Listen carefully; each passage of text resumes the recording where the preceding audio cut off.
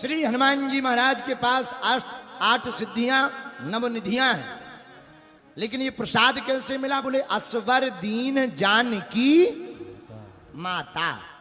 हम लोग 8 सिद्धियों पर चर्चा तो कर ही रहे, लेकिन हमारे प्रियजनों एक बात है, देखो, भगवान की प्राप्ति या भगवान की भक्ति गिनती से प्राप्त नहीं होती, भगवान की भक्ति तो विनती से प्राप्त होती है। प्रायः लोग गिनती करते हैं, हमें भी मिलते कई लोग हैं, और बताओ भक्ति करते हो? हाँ हाँ करते हैं, रोज गुरुजी 108 बार नाम लेते हैं, 5 बार नाम लेते हैं, 11 बार नाम लेते हैं। भैया गिनती से भगवान नहीं मिलते, बिनती से भगवान मिलते हैं। अगर तुम गिनती से भजोगे तो भगवान कृपा भी गिनती से देते हैं। पर एक संत हमसे कहते थे, पंडित जी ना वो गिनकर देते हैं ना वो तौल कर देते हैं, हमारे बालाजी जब भी देते हैं दिल खोल कर देते हैं। इसीलिए हमको गिनती नहीं करनी, हमको करनी है बिनती। क्या करनी है? बोलो बोलो, जोर से बोलो, बिनती। देखो प्रेम में नेम और टेम नहीं।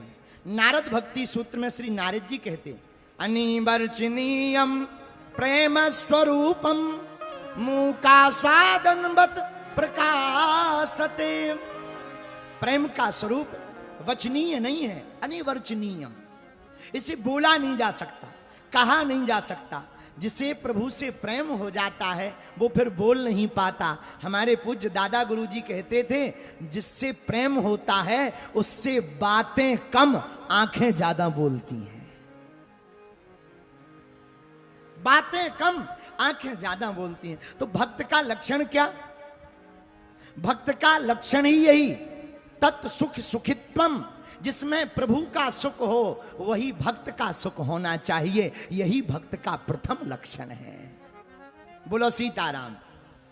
ऐसे समझो, एक बार एक ग्वालिनी दूध बेचने जा रही थी। एक गांव में रोज दूध बेचने जाती तो एक आदमी एक नजारा देखता था। क्या? ग्वालिनी के पास सब दूध लेने आते तो वो सबको नाप करके दूध देती, लेकिन एक युवान बालक जब दूध का पात्र लेकर आता तो बिना नाप करके वो दूध देती।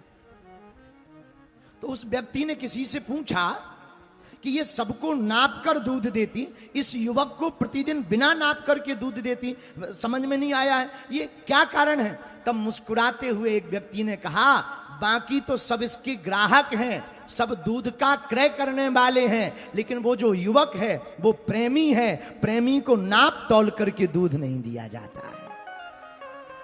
क्या अद्भुत संकेत है। इस भाव का आशय यह है कि जिसे प्रभु से प्रेम होता है, जिसे परमात्मा से प्रेम होता है, उसे गिनती नहीं करनी है, उसे तो भगवान के चरणों में नित्य विनती करनी है। बोलो सीताराम।